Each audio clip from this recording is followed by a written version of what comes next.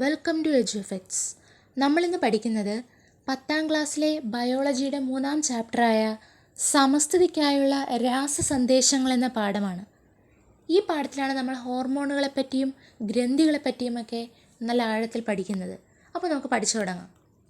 ശരീരപ്രവർത്തനങ്ങൾ നിയന്ത്രിക്കുകയും ഏകോപിപ്പിക്കുകയും ചെയ്യുന്ന അവയവ വ്യവസ്ഥയാണ് അന്തസ്രാവി വ്യവസ്ഥ അഥവാ എൻഡോക്രൈൻ സിസ്റ്റം എന്നത്. അന്തസ്രാവി വ്യവസ്ഥയുടെ ഭാഗങ്ങളാണ് അന്തസ്രാവി ഗ്രന്ഥികളും അവ ഉൽപ്പാദിപ്പിക്കുന്ന ഹോർമോണുകളുമൊക്കെ. ഹോർമോണുകളെ അറിയപ്പെടുന്നൊരു പേരുണ്ട്, കെമിക്കൽ മെസ്സഞ്ചേഴ്സ് അല്ലെങ്കിൽ രാസസന്ദേശവാഹകരെന്നാണ് അറിയപ്പെടുന്നത്.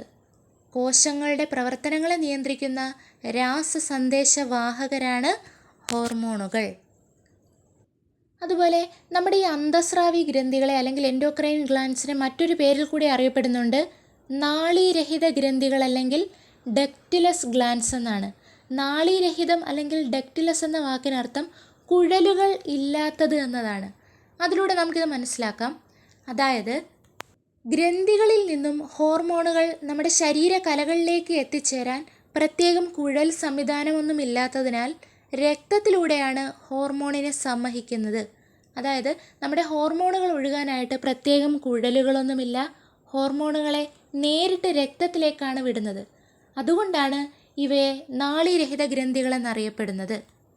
ഹോർമോണുകളെ നേരിട്ട് രക്തത്തിലേക്ക് കടത്തി വിടുന്ന ഗ്രന്ഥികളാണ് അന്തസ്രാവി ഗ്രന്ഥികൾ അഥവാ എൻഡോക്രൈൻ ഗ്ലാൻസ് എങ്കിൽ, ഹോർമോണുകളെ നേരിട്ട് രക്തത്തിലേക്ക് കടത്തി വിടാത്ത ഗ്രന്ഥികളെ നമ്മൾ പൊതുവെ വിളിക്കുന്ന പേരാണ് ബഹിർസ്രാവി ഗ്രന്ഥികൾ അല്ലെങ്കിൽ എക്സോക്രൈൻ ഗ്ലാൻസ് എന്ന് വിളിക്കും. ഹോർമോൺ എന്ന പദം നിർദ്ദേശിച്ചത് E.H. സ്റ്റാർലിംഗ് ആണ്. E.H. സ്റ്റാർലിംഗ്. അതുപോലെ ആദ്യമായി കണ്ടുപിടിച്ച ഹോർമോണാണ് സെക്രീറ്റിൻ. അന്തസ്രാവി ഗ്രന്ഥികളും അതുപോലെ അവ ഉൽപ്പാദിപ്പിക്കുന്ന ഹോർമോണുകളെയും പറ്റിയുള്ള പഠനമാണ് എൻഡോക്രൈനോളജി.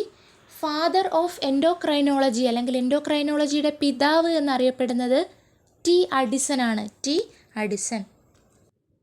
ഹോർമോണുകൾ രക്തത്തിൽ കലർന്നാണ് സഞ്ചരിക്കുന്നത്. അതുകൊണ്ട് തന്നെ നമ്മുടെ ശരീരമെമ്പാടും ഹോർമോൺ എത്തിച്ചേരുന്നുണ്ട്.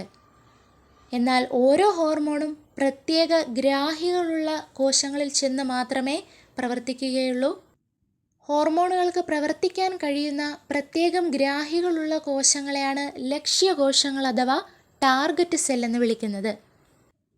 എങ്ങനെയാണ് ഒരു ഹോർമോൺ തൻ്റെ ലക്ഷ്യകോശത്തിൽ ചെന്ന് പ്രവർത്തിക്കുന്നതെന്ന് നോക്കാം.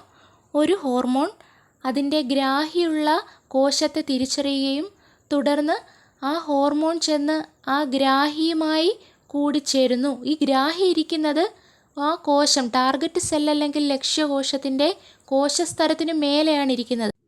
തുടർന്ന് ഈ ഹോർമോണും ആ ഗ്രാഹിയും ചേർന്ന് ഒരു ഹോർമോൺ ഗ്രാഹി സംയുക്തമുണ്ടാകുന്നു. ഇംഗ്ലീഷിൽ പറഞ്ഞാൽ ഹോർമോണും അതിൻ്റെ റെസപ്റ്ററും ചേർന്ന് ഹോർമോൺ റെസപ്റ്റർ കോംപ്ലക്സ് ഉണ്ടാകുന്നു. തുടർന്ന് ആ സെല്ലിനുള്ളിൽ അല്ലെങ്കിൽ ആ കോശത്തിനുള്ളിലിരിക്കുന്ന എൻസൈമുകൾ, അതായത് എൻസൈമുകൾ അവിടെ ഇനാക്റ്റീവായിരിക്കുകയാണ്, അത് ഉടനെ തന്നെ ആക്റ്റീവ് ആവുകയും ആ ഹോർമോൺ ആ കോശത്തിനുള്ളിൽ ചെയ്യേണ്ട പ്രവൃത്തി എന്താണോ ആ പ്രവൃത്തി ചെയ്യുകയും ചെയ്യുന്നു. അടുത്തതായിട്ട് നമുക്ക് പാൻക്രിയാസ് അല്ലെങ്കിൽ ആഗ്നേയഗ്രന്ഥിയെ പറ്റി പഠിക്കാം. ആദ്യമേ തന്നെ മനസ്സിലാക്കേണ്ട ഒരു പോയിൻ്റാണ് പാൻക്രിയാസിനെ പറ്റി. പാൻക്രിയാസിനെ നമ്മൾ മിക്സോക്രൈൻ ഗ്ലാൻഡ് എന്നാണ് അറിയപ്പെടുന്നത്. അതിന് കാരണം പാൻക്രിയാസ് എന്ന ഗ്രന്ഥി എക്സോക്രൈനായിട്ടും എൻഡോക്രൈനുമായിട്ട് പ്രവർത്തിക്കുന്നുണ്ട്. എന്ന് വെച്ചാൽ എക്സോക്രൈൻ നമ്മൾ പഠിച്ചതാണ്, ഹോർമോണുകളെ ഉണ്ടാക്കുന്നുണ്ട്. അതിനൊപ്പം തന്നെ പാൻക്രിയാസ്, പാൻക്രിയാറ്റിക് അമിലേസ് എന്നൊക്കെ പറയുന്ന എൻസൈമുകളെയും ഉണ്ടാക്കുന്നുണ്ട്. എൻസൈമുകളെയും ഹോർമോണുകളെയും ഒരേ സമയം പ്രൊഡ്യൂസ് ചെയ്യാൻ അല്ലെങ്കിൽ ഉൽപ്പാദിപ്പിക്കുവാൻ കഴിയുന്ന നമ്മുടെ പ്രധാനപ്പെട്ട അല്ലെങ്കിൽ ഒരേ ഒരു ഗ്ലാൻഡാണ് പാൻക്രിയാസ് എന്ന് പറയുന്നത്. പാൻക്രിയാസിൻ്റെ സ്ഥാനം എന്ന് പറയുന്നത് ആമാശയത്തിൻ്റെ തുടർച്ചയായി പക്വാശയത്തിലേക്ക് ബന്ധിപ്പിക്കപ്പെട്ട ഗ്രന്ഥിയാണ് പാൻക്രിയാസ്. പക്വാശയം അല്ലെങ്കിൽ നമ്മൾ അതിനെ ഡിയോഡിനം എന്ന് വിളിക്കും. ഈ പക്വാശയം എന്ന് വെച്ചാൽ നമ്മുടെ ചെറുകുടൽ അല്ലെങ്കിൽ സ്മോൾ ഇൻറ്റസ്റ്റൈൻ്റെ ആദ്യ ഭാഗമാണ് പക്വാശയം. ഇതുമായി ബന്ധിപ്പിക്കപ്പെട്ട ഒരു ഗ്രന്ഥിയാണ് പാൻക്രിയാസ് എന്ന് പറയുന്നത്. ഇനി പാൻക്രിയാസിനുള്ളിൽ നോക്കുവാണെങ്കിൽ ഒരുപാട് കോശങ്ങൾ ഇങ്ങനെ വിതറിയിട്ടതുപോലെ ഒരു ഭാഗമുണ്ട്. അതായത് അവിടെയുള്ള ഒരു കോശ സമൂഹമുണ്ട്. ഇതിനെ വിളിക്കുന്ന പേരാണ് ഐലറ്റ്സ് ഓഫ് ലാംഗർഹാൻസ്. ഈ ഐലറ്റ്സ് ഓഫ് ലാംഗർഹാൻസിൽ പ്രധാനമായും 2 തരം കോശങ്ങളാണുള്ളത്. Alpha കോശങ്ങളുമുണ്ട്, beta കോശങ്ങളുമുണ്ട്. ഈ പടത്തിൽ നോക്കിയാൽ മനസ്സിലാക്കാം, ഇവിടെ ആൽഫ കോശങ്ങളും ബീറ്റാ കോശങ്ങളും 2 ഹോർമോണുകളെ പ്രൊഡ്യൂസ് ചെയ്യുന്നു. ആൽഫ കോശമുണ്ടാക്കുന്ന ഹോർമോണാണ് ഗ്ലൂക്കഗോൺ, അതുപോലെ ബീറ്റാ കോശമുണ്ടാക്കുന്ന ഹോർമോണാണ് ഇൻസുലിൻ. ഈ ഇൻസുലിനും ഗ്ലൂക്കഗോണും എന്ന 2 ഹോർമോണുകൾ ചേർന്നാണ് നമ്മുടെ ശരീരത്തിലെ ഗ്ലൂക്കോസിൻ്റെ അളവിനെ ബാലൻസ് ചെയ്ത് നിർത്തുന്നത്. നമ്മുടെ ശരീരത്തിലെ നോർമൽ ഗ്ലൂക്കോസ് ലെവൽ എന്ന് പറയുന്നത് 70 to 110 mg/100 ml ആണ്. ഇത് വളരെ ഇമ്പോർട്ടൻ്റ് ആണ്, ഈ പോയിൻറ്റ്സ് എല്ലാം. ഇൻസുലിനാണ് നമ്മുടെ ശരീരത്തിലെ ഗ്ലൂക്കോസിൻ്റെ അളവിനെ കുറയ്ക്കാൻ സഹായിക്കുന്നത്. ഗ്ലൂക്കോസിൻ്റെ അളവിനെ കുറയ്ക്കാൻ സഹായിക്കുന്ന ഹോർമോൺ ഇൻസുലിനും അതുപോലെ തന്നെ കൂട്ടാൻ സഹായിക്കുന്നത് ഗ്ലൂക്കഗണുമാണ്. ഒരാൾ കൂട്ടുന്നു, ഒരാൾ കുറയ്ക്കുന്നു. അങ്ങനെയാണ് ഗ്ലൂക്കോസിൻ്റെ അളവ് ബാലൻസായി നിൽക്കുന്നത്. അടുത്തതായിട്ട് പഠിക്കാം, ഇൻസുലിൻ എങ്ങനെയാണ്, ഏതൊക്കെ രീതിയിലാണ് ഗ്ലൂക്കോസിൻ്റെ അളവിനെ നമ്മുടെ ബ്ലഡിൽ കുറച്ച് നിർത്തുന്നത്. പ്രധാനമായും 2 രീതികളിലാണ്. ഗ്ലൂക്കോസിനെ കോശങ്ങളിലേക്ക് പ്രവേശിപ്പിക്കുന്നു, അങ്ങനെ ഗ്ലൂക്കോസിൻ്റെ അളവ് കുറയ്ക്കാൻ പറ്റും. അതുപോലെ തന്നെ കരളിലും പേശികളിലുമൊക്കെ വെച്ചിട്ട് ഈ ഗ്ലൂക്കോസിനെ സംഭരിക്കാൻ പറ്റുന്ന, സ്റ്റോർ ചെയ്യാൻ പറ്റുന്ന ഒരു രൂപമായ ഗ്ലൈക്കോജനാക്കി മാറ്റുന്നു. അങ്ങനെയാണ് ഗ്ലൂക്കോസിൻ്റെ അളവിനെ ഇൻസുലിൻ കുറയ്ക്കുന്നത്. ഇനി ഗ്ലൂക്കഗോൺ ചെയ്യുന്നത് നേരെ തിരിച്ചാണ്. ഗ്ലൂക്കോസിൻ്റെ അളവിനെ കൂട്ടുന്നു, 2 രീതിയിൽ കൂട്ടുന്നു.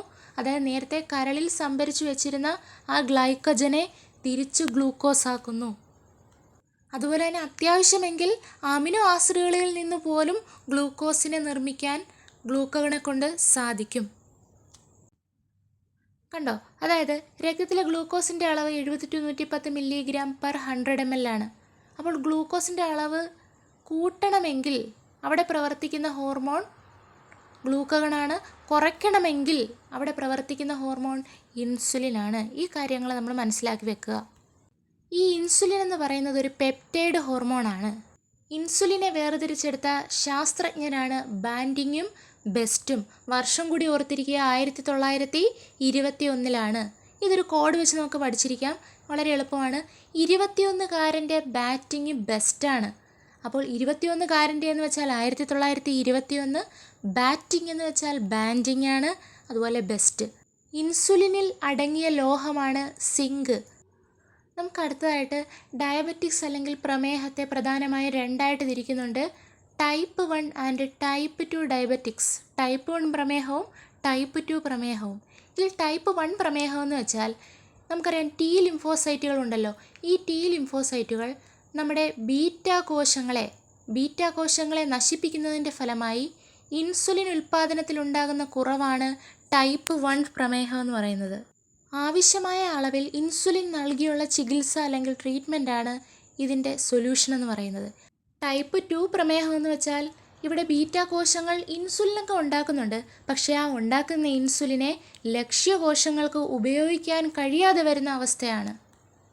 ഈ ടൈപ്പ് 2 പ്രമേഹത്തിന് പ്രധാന കാരണമെന്ന് പറയുന്നത് പൊണ്ണത്തടിയും അതുപോലെ തന്നെ ജനറ്റിക്കായിട്ട്, അതായത് ജീനിലുണ്ടാകുന്ന തകരാറുമൊക്കെയാണ് ഇതിന് കാരണം. വ്യായാമം, ഫുഡ് കൺട്രോൾ, അതുപോലെ മരുന്നിൻ്റെ ഉപയോഗം എന്നിവയിലൂടെയൊക്കെ നമുക്ക് ഈ പറയുന്ന ടൈപ്പ് 2 പ്രമേഹത്തെ നിയന്ത്രിക്കാവുന്നതാണ്. അടുത്തായിട്ട് നമുക്ക് പ്രമേഹം എന്താണ്, അങ്ങനെയുള്ള കുറച്ച് ഡെഫിനിഷൻസും മറ്റു കാര്യങ്ങളൊക്കെ നോക്കാം. രക്തത്തിൽ അധികരിച്ച ഗ്ലൂക്കോസ് മൂത്രത്തിലൂടെ, അതായത് രക്തത്തിൽ അധികമായുള്ള ഗ്ലൂക്കോസിനെ എങ്ങനെയെങ്കിലും ശരീരം പുറന്തള്ളാനൊരു ശ്രമം നടത്തും. അങ്ങനെ മൂത്രത്തിലൂടെ പുറത്തു കളയുന്ന ആ ഒരു കണ്ടീഷനെയാണ് പ്രമേഹം എന്ന് പറയുന്നത്. നമ്മൾ മൂത്രത്തിൽ അല്ലെങ്കിൽ നമ്മുടെ യൂറിനിലെ ഘടകങ്ങൾ എന്തൊക്കെയാണെന്ന് പരിശോധിച്ചാൽ സാധാരണ അതിൽ ഗ്ലൂക്കോസ് ഒരു ഘടകമല്ല. എന്നാൽ പ്രമേഹ രോഗികളുടെ മൂത്രത്തിൽ എന്ത് കാണാൻ സാധിക്കും? ഗ്ലൂക്കോസ് കാണാൻ സാധിക്കും. സാധാരണ നമ്മൾ ഷുഗർ ടെസ്റ്റ് ചെയ്യാൻ പോകുന്നത് രാവിലെ വെറും വയറ്റിലായിരിക്കും, അതായത് ഒരു ഭക്ഷണവും കഴിക്കാതായിരിക്കും പോയി നമ്മൾ ഷുഗർ നോക്കുന്നത്. അപ്പോൾ പ്രഭാത ഭക്ഷണം കഴിക്കുന്നതിന് മുമ്പുള്ള രക്തപരിശോധനയിൽ 126 mg/100 ml എന്ന തോതിലാണ് ഗ്ലൂക്കോസ് കാണുന്നതെങ്കിൽ ഈ അവസ്ഥയെ പ്രമേഹം എന്ന് പറയാം. ഇപ്പോൾ ഈ ഒരു വാല്യൂ മറക്കരുത്, 126 എന്നത്. പ്രമേഹത്തിൻ്റെ മുഖ്യ ലക്ഷണങ്ങളെന്ന് പറയുന്നത് വർദ്ധിച്ച വിശപ്പും ദാഹവും അതുപോലെ ഇടയ്ക്കിടയ്ക്ക് കൂടെ മൂത്രമൊഴിക്കലുമാണ് പ്രമേഹത്തിൻ്റെ മുഖ്യ ലക്ഷണം എന്നത്. അതുപോലെ നമ്മുടെ മൂത്രത്തിലെ ഗ്ലൂക്കോസിൻ്റെ അളവ് അറിയാൻ ഉപയോഗിക്കുന്ന ഒരു സൊല്യൂഷനുണ്ട്. ആ സൊല്യൂഷൻ്റെ പേരാണ് ബെനഡിക്ട് സൊല്യൂഷൻ അല്ലെങ്കിൽ ബെനഡിക്ട് ലായനി. ലോക പ്രമേഹ ദിനം എന്ന് പറയുന്നത് നവംബർ 14. വേൾഡ് ഹെൽത്ത് ഓർഗനൈസേഷനും അതുപോലെ ഇൻ്റർനാഷണൽ ഡയബറ്റിക് ഫെഡറേഷനും സംയുക്തമായിട്ടാണ് ലോക പ്രമേഹ ദിനമായിട്ട് നവംബർ 14 ആചരിക്കുന്നത്. അതുപോലെ ഇതിൻ്റെ ലോഗോ എന്ന് പറയുന്നത് ഒരു നീലവൃത്തമാണ്, നീലവൃത്തം. ഈ തീംസാണ്, പ്രമേഹദിന പ്രമേയങ്ങളാണ്. 2022 23 ഒന്ന് പഠിച്ചിരിക്കണം, കാരണം ഇതൊക്കെ ക്വസ്റ്റ്യനായിട്ട് കയറി വരാം. 2022 പ്രമേയമാണ് education to protect tomorrow. Education to protect tomorrow. 2023 തീമാണ് access to diabetics care. Access to diabetics care. മറ്റൊരു കാര്യം മനസ്സിലാക്കണം, ഇൻ്റർനാഷണൽ ഡയബറ്റിക്സ് ഫെഡറേഷൻ്റെ കണക്കനുസരിച്ച് ലോകത്തിൽ പ്രമേഹ രോഗികളുടെ എണ്ണത്തിൽ ഇന്ത്യയുടെ സ്ഥാനം എന്ന് പറയുന്നത് 2ആണ്. ഇന്ത്യക്ക് 2ാം സ്ഥാനമാണ്, അത് മറക്കരുത്. ഈ ക്ലാസ് ഇഷ്ടമായെങ്കിൽ എല്ലാവരും ലൈക്ക് ചെയ്യുക, സബ്സ്ക്രൈബ് ചെയ്യുക. അതുപോലെ നിങ്ങളുടെ അഭിപ്രായങ്ങൾ എന്ത് തന്നെയായാലും അത് കമൻറ്റ് ബോക്സിൽ കൂടി രേഖപ്പെടുത്തിയേക്കണേ.